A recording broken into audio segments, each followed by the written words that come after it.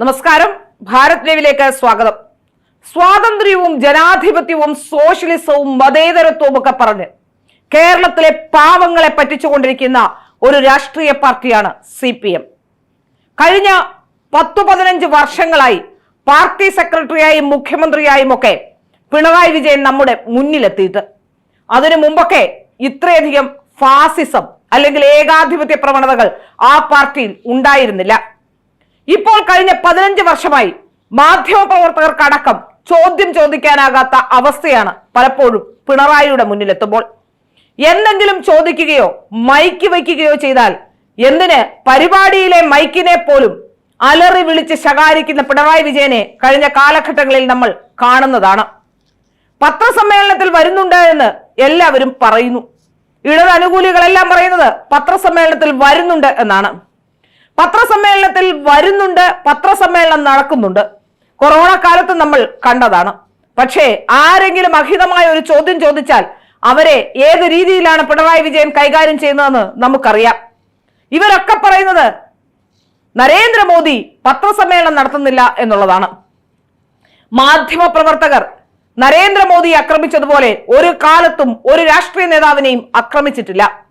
രാഷ്ട്രീയ നേതാക്കന്മാരെ വലിയ രീതിയിൽ പുകഴ്ത്തിക്കൊണ്ടിരിക്കുന്ന പല രാഷ്ട്രീയക്കാരും നരേന്ദ്രമോദിയെ എന്നും ആക്രമിച്ചിട്ടേ ഉള്ളൂ.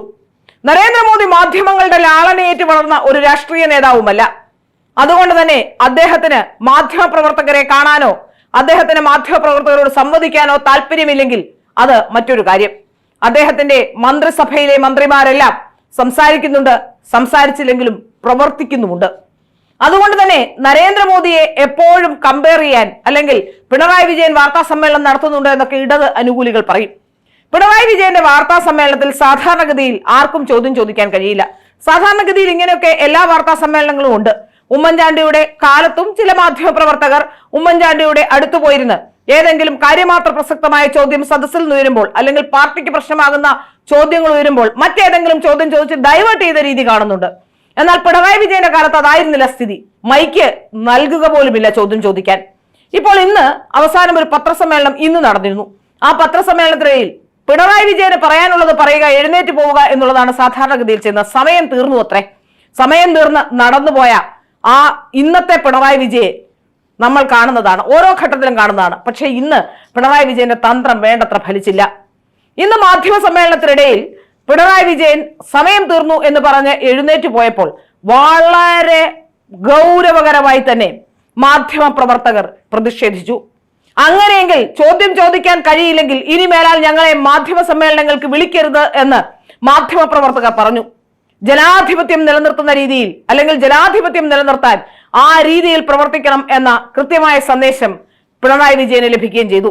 നടന്നുപോയ പിണറായി വിജയൻ അസ്വസ്ഥനായി തിരികെ വന്ന് ചോദ്യങ്ങൾ നിങ്ങൾ ചോദിക്കണം, ചോദിക്കാത്തത് കൊണ്ടാണ് ഞാൻ പറയാത്തത്, പറയാനുള്ളത് ചോദിക്കൂ എന്നൊക്കെ പറഞ്ഞ് 1 മിനിറ്റ് സ്വന്തം സംസാരിച്ച ശേഷം പറയാനുള്ളത് പറഞ്ഞ ശേഷം വീണ്ടും തിരിച്ചുപോയി. എങ്കിലും അതുപോലും ചരിത്രത്തിൽ അടയാളപ്പെടുത്തേണ്ടതാണ്.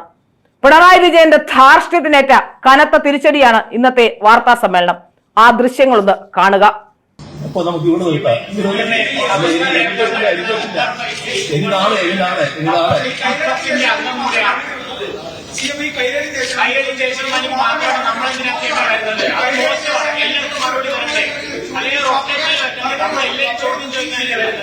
എപ്പോഴും കൈകളിക്കും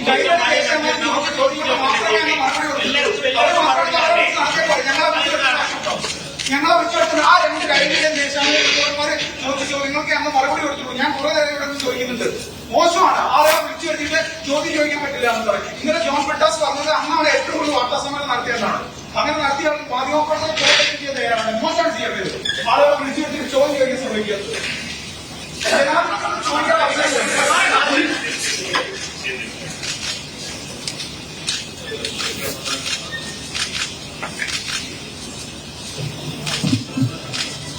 ചോദ്യം മനസ്സിലുണ്ടായാൽ പോരാ, ചോദ്യം ചോദിക്കണം. ചോദ്യം മനസ്സിലുണ്ടായാൽ പോരാ. ഇവിടെ ചിലർക്ക് ചില ഉദ്ദേശങ്ങളുണ്ട്. ആ ഉദ്ദേശമാണ് ഇപ്പൊ പ്രകടനം. ഇതേതെങ്കിലും വാർത്താ സമ്മേളനത്തിൽ കാണുന്ന കാര്യമാണോ? നിങ്ങൾ എല്ലാവരും ചോദിച്ചു, നിങ്ങൾ ഏത് മാധ്യമപ്രവർത്തകരാണെന്ന് ഞാൻ ചോദിച്ചില്ല. ആ ചോദ്യത്തിന് ഞാൻ മറുപടി പറഞ്ഞു. ആ മറുപടി വിശദമായിട്ട് പറഞ്ഞു. അതിലേ ഉണ്ടായത്. നിങ്ങളെല്ലാവരും കേട്ടിരിക്കില്ലേ? നിങ്ങളെ ചിലരുടെ മനസ്സിൽ ചോദ്യം ഉണ്ടാവും. ആ ചോദ്യത്തിന് നിങ്ങൾ ചോദിച്ചാലേ ഉത്തരം പറയാൻ പറ്റൂ. എല്ലാവർക്കും ചോദ്യം ചോദിക്കാനും പത്രസമ്മേളനത്തിൽ അവസരം കിട്ടിയതേ ഉള്ളൂ. അപ്പൊ സമയം കഴിഞ്ഞു, അതുകൊണ്ടാണ് ഞാൻ അവസാനിപ്പിക്കുന്നത്.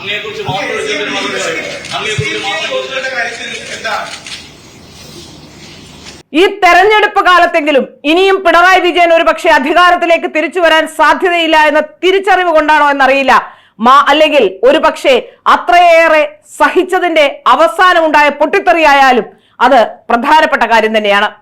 ചോദ്യം ചോദിക്കാൻ അനുവദിക്കാതെ അഴിമതി മാത്രം കാട്ടിയ ധാർഷ്ട്യം കൊണ്ട് കേരള രാഷ്ട്രീയത്തിൽ അടയാളപ്പെടുത്തിയ പിണറായി വിജയന്റെ ധാർഷ്ട്യത്തിനേറ്റ ഏറ്റവും വലിയ തിരിച്ചടി ഇന്ന് സംഭവിച്ചിരിക്കുന്നു. അത് മാധ്യമപ്രവർത്തകരിൽ തന്നെ എന്നുള്ളത് പ്രത്യേകം ചിന്തിക്കേണ്ട കാര്യമാണ്. സാധാരണഗതിയിൽ ഇടതുപക്ഷത്തിന് കുഴലൂതിക്കൊണ്ടിരിക്കുകയായിരുന്നു ഇത്രയും കാലം മാധ്യമങ്ങളെല്ലാം തന്നെ. എന്നാൽ ഇന്ന് എതിർ ശബ്ദങ്ങൾ ഉയരുന്നു എന്നത് വളരെ പ്രതീക്ഷയോടെ തന്നെ കാണേണ്ട കാര്യമാണ്. പിണറായി വിജയന്റെ ധാർഷ്ട്യത്തിന് പാർട്ടിയിൽ പോലും സംസാരിക്കാൻ ആളില്ലാതെ വരുമ്പോഴാണ് മാധ്യമപ്രവർത്തകരുടെ ഈ ചോദ്യം ചെയ്യൽ. നാളെ ഇന്നോവ തിരിയുമോ എന്ന് അറിയില്ല, എങ്കിലും ഒരു നല്ല കാലം ഉണ്ടാകുമെന്ന് പ്രത്യാശിക്കാം. പിണറായി വിജയന്റെ മനസ്സിന് മാറ്റം വരുമെന്ന് ചിന്തിക്കുകയെങ്കിലും ചെയ്യാം.